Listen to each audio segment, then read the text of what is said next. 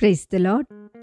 శ్రీమతి Charles Cowman గారి రచనల నుండి ఎడారిలో సెలయేర్లు అను గ్రంథము నుండి అనుదిన ధ్యానములు.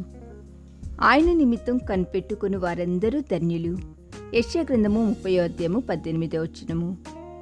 దేవుని కోసం కనిపెట్టడం అనే దాని గురించి మనం ఎన్నోసార్లు వింటూ ఉంటాము.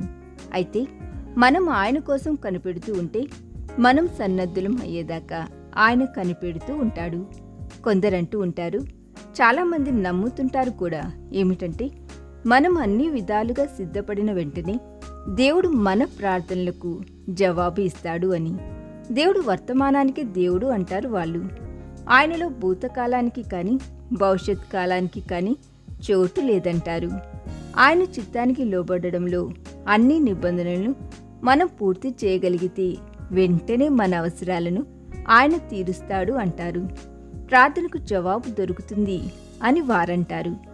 ఈ నమ్మకంలో చాలా వరకు నిజముంది. అయితే ఇది నిజాన్ని ఒకే కోణంలో పరిశీలించినట్టుగా ఉంది. దేవుడు వర్తమానానికి దేవుడే అయినా తన వాగ్దానాలను తనకు అనుకూలమైన సమయంలో ఆయన నెరవేరుస్తూ ఉంటాడు. దేవుని ముందు ఉంచిన ప్రతి విన్నపము భూమిలో వేసిన ఒక విత్తనం లాంటిది. మన అదుపులో లేని శక్తులెన్నో అది ఫలించేదాకా దానిపై తమ ప్రభావాన్ని చూపిస్తూ ఉంటాయి. విసుగు పుట్టించే పనులు మానేసి సుదూర తీరాల్లో సేవ చేయాలని, విశాల పదంలో నడవాలని ఆశ నాది. యేసుప్రభు అన్నాడు, నా సమయం ఇంకా రాలేదు. పొలాల్లో విత్తనాలు చల్లాలి, అడ్డంకులు లేని స్వేచ్ఛా జీవితం గడపాలి, తోటి పనివారితో చెయ్యి కలపాలి. యేసుప్రభు అన్నాడు, నీకు వేరే పనిచ్చాను.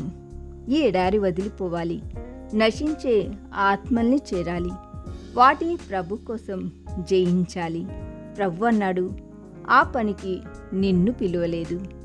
నా రాజు కోసం యుద్ధం చేయాలి, శ్రమల్లోనే ఆయన నామాన్ని ఎత్తి పట్టాలి. కానీ నా నాయకుడు నన్ను కదలనీయలేదు, ఇక్కడే ఉండి తన విజయ గీతాలు పాడమన్నాడు. ఈ దిన ధ్యానము మనందరి ఆత్మీయ జీవితమునకు ఆశీర్వాదకరముగా ఉండునుగాక. ఆమేన్.